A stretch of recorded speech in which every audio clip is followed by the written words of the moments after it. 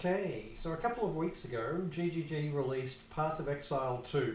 Now, just to rip the review band-aid off nice and quickly at the start of this vid before we jump into a build, this is one of the least balanced games you're ever going to play, and I mean ever. I'm not talking about bugs and glitches and all that sort of stuff. While yes, it has many of them, but they'll be ironed out given time. I'm talking about at the core of the game design, the balancing is just non-existent. So, as a nice low-hanging fruit example, melee. This boss that I'm showing here is actually a bit of a melee killer. He will, in hardcore, annihilate melee classes that don't really know their stuff. Like, they have to be top A grade players to get through this boss unscathed first time. Whereas if you're ranged, like this guy, you don't even have to use your big attacks. You can just sit there and park in between two trees and slowly pepper him to death. We don't even have to be talking bosses. You could look at the Trials of Ascension, and if you're a melee player, it is honestly better to just forget that you're melee, pick up a crossbow and start going to town that way. It is ridiculous. So the reason that I bring that up is if you think melee has been overlooked in this game, hardcore players are barely an afterthought. Most of the skill tree is designed around maximizing your damage in various interesting ways, and while that may be fun, it's not really what hardcore is about.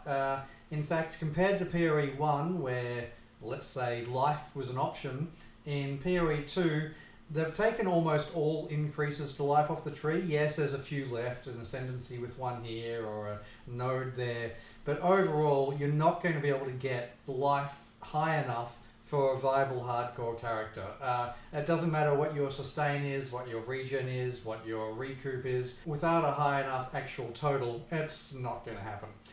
So this leaves us with Energy Shield. For those that aren't familiar with hardcore, there is of course evasion, but even if evasion stops 999 out of 1,000 hits getting you, that 1 in 1,000, all it has to be is a crit, which is enough to kill you, and hey presto, there goes your character. So we don't play evasion in hardcore.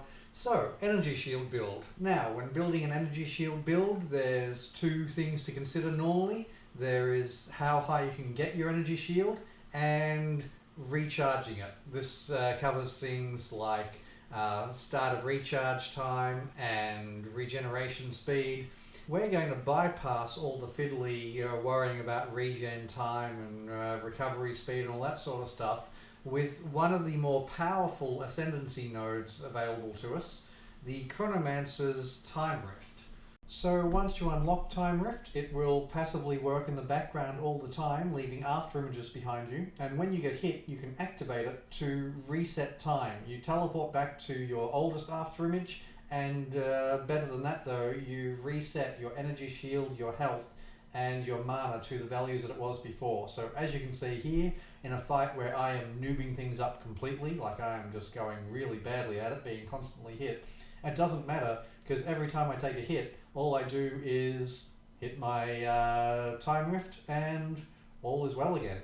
It's also got the rather interesting bonus that this is an amazing movement skill. So this would be a good movement skill in a game like old PoE where movement skills were everywhere.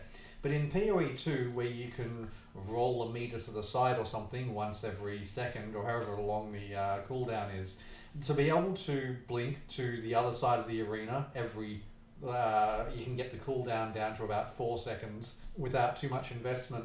It is really strong. So yes, we're going to be using this to bypass any sort of need for faster energy shield recharge or faster start of energy shield recharge or any of that sort of stuff, allowing us to focus much more heavily into getting a much larger energy shield total. Okay, so with our primary layer of defense sorted out, time to look at what we're going to go for damage.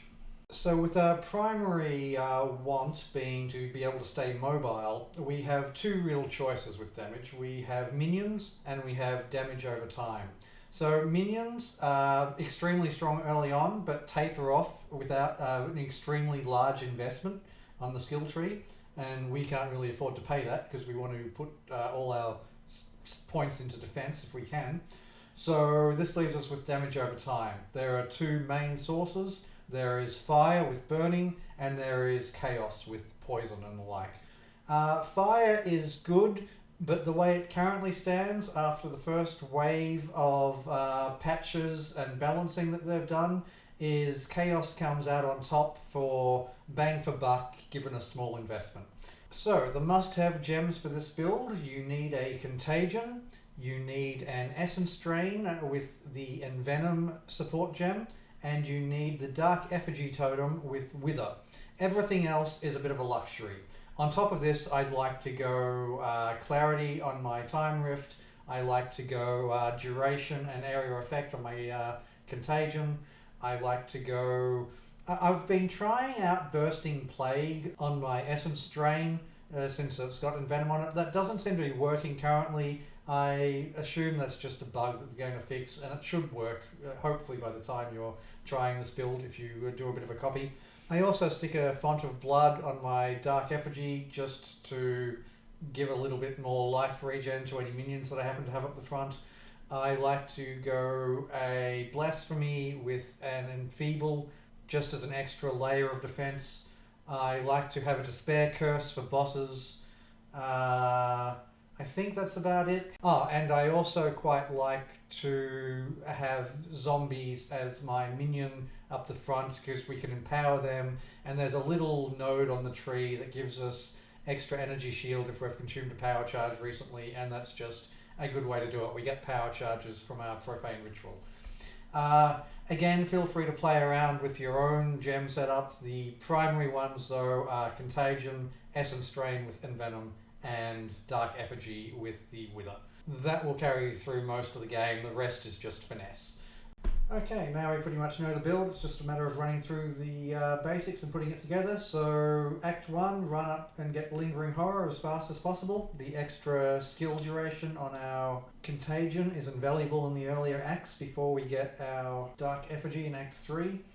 Come down and get some energy shield bonuses and space it out with getting stats as you need them. Up past this jewel socket up here, up to get some energy shield. Then you're in Act 3 at this point. Come down and get some more chaos damage. You should now have your totem and you're all good, so you can make the long journey over, get some more energy shield, come down here, and we're going to beeline straight to Void. This is just maximizing our bang for our buck as we go, trying to balance out the damage versus the energy shield. There are then 3 sections of the tree. Your choice as to which one of these 3 you get first, which one second, which one third.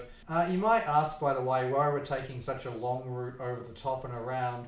It actually only costs us as many extra travel spots as we're getting extra jewel sockets. We're also travelling past Whispers of Doom, Chaos Inoculation, and Mind Over Matter. Get them as you feel you might need them. You might not take them at all. It's completely your choice. This is just the base to work from. I find that this build works well. It will keep you alive in hardcore when a lot of other builds just won't. Yeah, I think that's pretty much about it. If you've got any questions, do feel free to ask, and I promise to get back to you as soon as I can. Otherwise, good luck with your own adventures, and yeah, maybe I'll catch you around Drake Blast sometime. See ya.